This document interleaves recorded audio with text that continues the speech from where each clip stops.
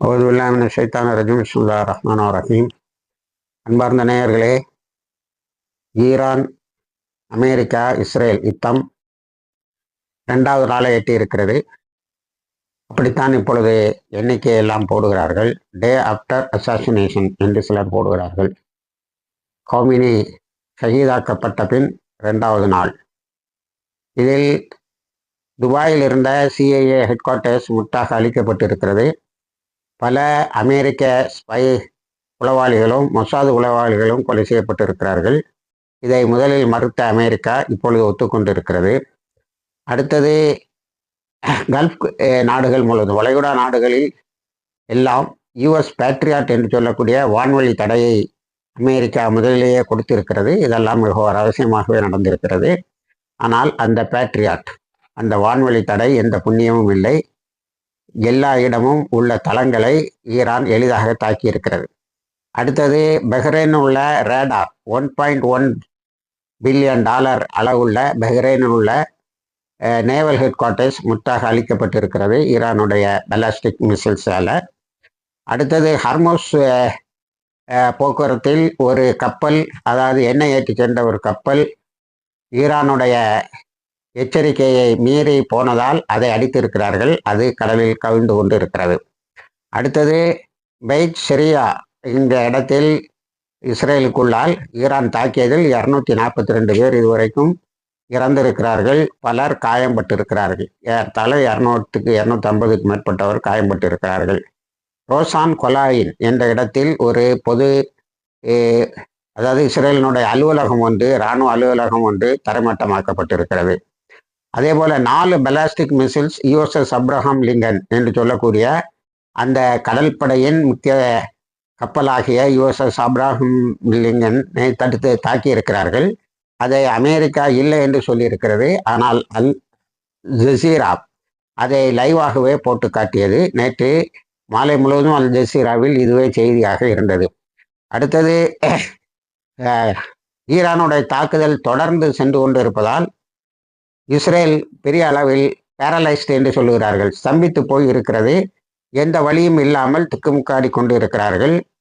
அதே போல அமெரிக்கா இப்பொழுதுதான் கொஞ்சம் கொஞ்சமாக தன்னுடைய நஷ்டங்களை ஏற்றுக்கொண்டு இருக்கிறது.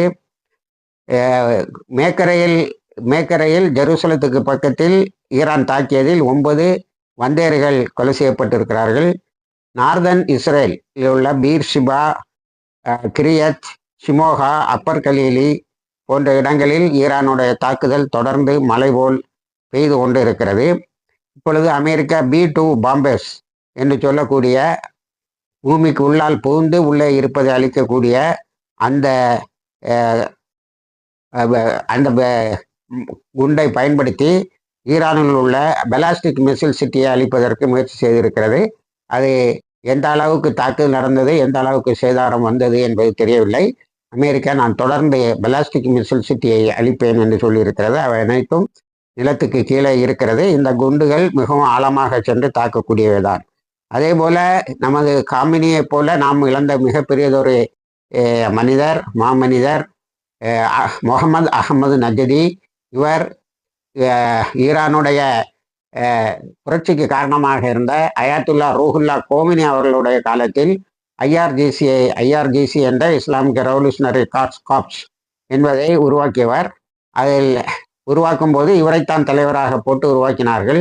அப்படி பார்க்கும்போது ஐஆர்ஜிசியினுடைய முதல் கமாண்டர் இஸ்ரேல் அமெரிக்காவுடைய தாக்குதலில் குடும்பத்தோடு ஷஹீதாகி இருக்கிறார். அவர் இந்த தேர்தலில் போட்டியிடுவதற்கு முயற்சி செய்தார், பகிஷ்கானை எதிர்த்து. ஆனால் காமினி அப்பா வேண்டாம் என்று சொல்லிவிட்டார். அவர் ஜெயித்திருந்தால் அந்த 12 நாள் யுத்தம் 12 நாளிலே இருந்து முடிந்திருக்காது என்பது என்னுடைய தனிப்பட்ட கருத்து. ஏனென்று சொன்னால் அவர் 2 முறை ஈரானில் அவர் தொடர்ந்து பிரசிடெண்டாக, ஜனாதிபதியாக தேர்ந்தெடுக்கப்பட்ட நேரத்தில் தான் ஈரான் இவ்வளவு மிசில் வளர்ச்சிகளையும் அணு தயாரிப்பு ஆலைகளையும் பெற்றது. 2012 நான் அடிக்கடி சொல்வது போல நியூக்ளியர் பாம்பை தாண்டி அவர்கள் வளர்ந்து கொண்டிருந்தார்கள் என்பதை இந்தியாவில் இருந்து சென்று ஈரானை பார்வையிட்டு வந்த பல நியூக்ளியர் சயின்டிஸ்ட் நமக்கு அதை சொன்னார்கள். அதை நான் சொல்லிக்கொண்டே இருந்தேன். ஆகவே இது போன்ற நேரங்களில் தீர்க்கமான முடிவுகளை எடுக்கக்கூடிய சக்தி பெற்ற அவருடைய ஷஹாதத், முகமது அகமது நஜதியுடைய ஷஹாதத் நமக்கு மிகப்பெரிய ஒரு இழப்பு என்றே சொல்ல வேண்டும், காமினியை போல. அடுத்தது, ஈராக்கில் அமெரிக்க தளங்களை தாக்க தொடங்கி இருக்கிறார்கள். அதில் 9 ஈராக்கி ஃபைட்டர்ஸ் என்று சொல்லுகிறார்கள், முஜாஹிதுகள் ஷஹீதாகி இருக்கிறார்கள். பல அமெரிக்கர்கள் காயம்பட்டு இருக்கிறார்கள், தப்பி ஓடி இருக்கிறார்கள். அவர்கள் எங்கே இருக்கிறார்கள் என்பதை தேடிக்கொண்டு இருக்கிறார்கள். இதனிடையே அமெரிக்கா தன்னுடைய தாக்குதலை வலுப்படுத்தி இருக்கிறது என்ற செய்திகள் வருகிறது. ஆனால் அது என்ன மாதிரி தாக்கத்தை ஏற்படுத்தியது என்பது இன்னும் தெரியவில்லை. தெரிந்தவுடன் உங்களுக்கு சொல்லுகிறோம். இப்பொழுது உலகம் முழுவதும் காமினிக்கு ஏற்பட்டிருக்கின்ற அந்த அனுதாப அலை, குறிப்பாக தெஹ்ரானில் நேற்று லட்சக்கணக்கான 10 லட்சம் பேருக்கு மேலாக இருக்கும் என்று சொல்லுகிறார்கள். ஆனால் லட்சக்கணக்கான பேர், பெண்களும் ஆண்களும் ஒன்று கூடி அழுததும், அவருக்கு தன்னுடைய சப்போர்ட்டை, தன்னுடைய ஆதரவை காட்டியதும் எதை காட்டுகிறது என்று சொன்னால், ட்ரம்ப் எதிர்பார்க்கிற ரிஜிம் சேஞ்ச் அங்கே நடக்காது. அந்த மக்கள் இஸ்லாமிக் ரெவல்யூஷனோடு நின்று கொண்டு இருக்கிறார்கள், இஸ்லாமிய புரட்சியோடு நின்று கொண்டு இருக்கிறார்கள், இஸ்லாமிய அரசோடு நின்று கொண்டு இருக்கிறார்கள் என்பதை தெளிவுபடுத்துகிறது. இதெல்லாம் இன்னொன்றையும் பொய்யாக்குகிறது. அது என்னவென்று சொன்னால், பெரிய ப்ரொட்டஸ்ட் நடந்தது, அதில் 32,000 பேர் கொலை செய்யப்பட்டார்கள் என்ற ட்ரம்புடைய பொய் அம்பலமாகிறது. ஏனென்று சொன்னால், அந்த மக்கள் இப்பொழுது காட்டிவிட்டார்கள், நாங்கள் எல்லா நிலையிலும் இஸ்லாமிக் ரெவல்யூஷனோடு நிற்கிறோம், அந்த அரசாங்கத்தை தான் நாங்கள் காப்பாற்றுவோம் என்று. அடுத்தது, உடனேயே அலி ரசி அரஃப்டி என்பவர் இப்பொழுது பதவியேற்று இருக்கிறார். இமாம் காமினி அவர்களுடைய இடத்தில் ஒரு சூரா குழு இப்பொழுது இந்த யுத்தத்தை தொடர்ந்து நடத்தி கொண்டு இருக்கிறது. அலி நஜரானி, அதாவது இமாம் காமினி அவர்களுக்கு மிகப்பெரிய ஆலோசகராகவும் செக்ரட்டரி ஆகவும் பொதுச் செயலாளராகவும் இருந்த அலி நஜரானி எல்லா நிலையிலும் நாங்கள் தாக்குதலை விரைவுபடுத்துவோம் என்று சொல்லியிருக்கிறார். அதில் என்ன எங்களுடைய ரிவெஞ்ச், எங்களுடைய பழிக்கு பழியை இனிமேல் தான் நீங்கள் தெரிந்து கொள்வீர்கள் என்று.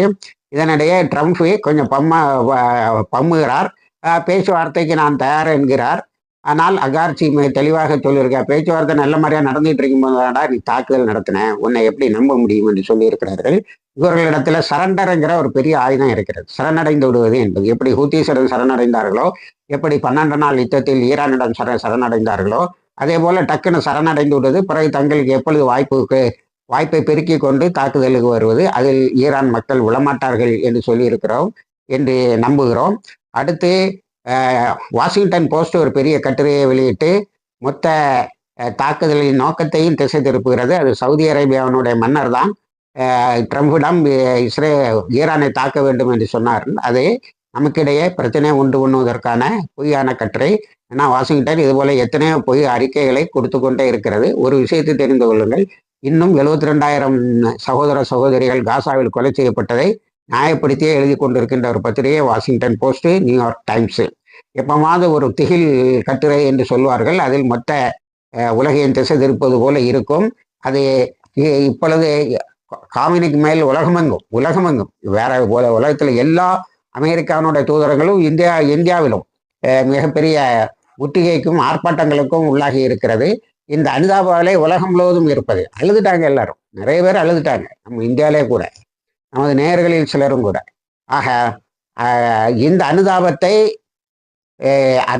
அதில் எழுகின்ற சாபத்தையும் அமெரிக்கா நோக்கி வராமல் அதை சவுதி அரேபியாவை நோக்கி திருப்பி நமக்குள்ளால் சண்டை உருவாக்குவதற்கான மிக ஒரு சாதுரியமான கட்டுரையை அது வெளியிட்டு இருக்கிறது. இதுல இவனை மறக்கப்படாதுன்னு சொன்னா இவன் மறக்க மாட்டான். ஏன்னா இப்ப அவன் நிலைமை திருசங்கு சொர்க்க மாதிரி இருக்குது. ஆனால் தங்களுடைய தளங்கள், அமெரிக்க தளங்கள் தாக்கப்படும். அதை நேற்று அகார்த்தி, ஈரானுடைய வெளியுறவுத்துறை அமைச்சர், திரும்பியும் எல்லா அரபு நாடுகளுக்கும் போன் பண்ணி, எங்களுடைய எதிரி நீங்கள் அல்ல, அமெரிக்காவினுடைய தளங்கள் தான் என்று அதை அடித்தும் தகர்த்தும் அமெரிக்காவினுடைய உளவுத்துறை, மொசாதுடைய உளவுத்துறை இவற்றை தாக்கி அழித்து இருப்பதும் அவர்களுடைய பேச்சு சரியான திசையில் தான் இருக்கிறது, அவர்களுடைய நோக்கமும் சரியான திசையில் தான் இருக்கிறது என்பதை நாம் புரிந்து கொள்ள வேண்டும். அடுத்தது, வாஷிங்டன் போஸ்ட்டை போல இங்கே இந்த பாகிஸ்தான் இருக்கு பாரு, இவங்க தாலிபான்களோடு சண்டையை ஆரம்பிக்கிறார்கள் அமெரிக்காவினுடைய தூண்டுதலின் பேரில். ஆனால் தாலிபான்கள் மிக புத்திசாலித்தனமா இப்போ நாங்கள் திருப்பி தாக்க மாட்டோம், இப்போ பேச்சுவார்த்தை தான் போறோம்னு சொல்றாங்க. இதுதான் சரியான அப்ரோச். அப்போ மொத்த முஸ்லீம் உலகத்திலையும் தாலிபான்களுக்கும் பாகிஸ்தானுக்கும் சண்டை, இதுக்கும் அதுக்கும் சண்டைன்னு ஒரு பெரிய ஈரான்ல கோவப்பட்டு சவுதியை தாக்கணும், இப்படி எல்லாம் கவலைகரமாகணும். இவனும் ரொம்ப பத்திரமா இருந்து வேடிக்கை பார்த்து கொண்டு இருக்க வேண்டும். எல்லாரும் என் காலில் வந்து ஒழுங்க, நான் உங்களுக்கு ஆசீர்வாதம் தரேன், பாதுகாப்பு தருகிறேன் என்று பேச வேண்டும் என்று எதிர்பார்க்கிறார்கள். அந்த கான்ஸ்பிரசில நம்ம விழுந்துடக்கூடாது. இப்போ உலகமெங்கும் காமினிக்கு எழுந்திருக்கக்கூடிய அனுதாப அலை, இது முஸ்லிம்கள்கிட்ட மட்டும் இல்லை, முஸ்லிம் அல்லாதவர்களுடைய சகோதர சமுதாயத்தை சார்ந்தவர்களிடமும் பயங்கரமான ஒரு அனுதாப அலை உருவாகி இருக்கிறது. அதை முடைமாற்றம் செய்கின்ற மிகப்பெரிய ஒரு சதியில் ஈடுபட்டு இருக்கிறார்கள். இதில் இஸ்ரேல் திருப்பி தாக்கியதா, எத்தனை பேர் இறந்தார்கள் என்ற தகவலை தெரிய முடியாத அளவுக்கு ஈரானுடைய தாக்குதல் சரமாரியாக போய்கொண்டு இருக்கிறது. நமது பாலஸ்தீன் கிரானிக்கல் நடுநிலையான ஒரு பத்திரிகை போடுகின்ற தலைப்பு இஸ்ரேல் பேரலைஸ்ட் என்ற தலைப்பிட்டு அந்த செய்திகளை சொல்லுகிறது.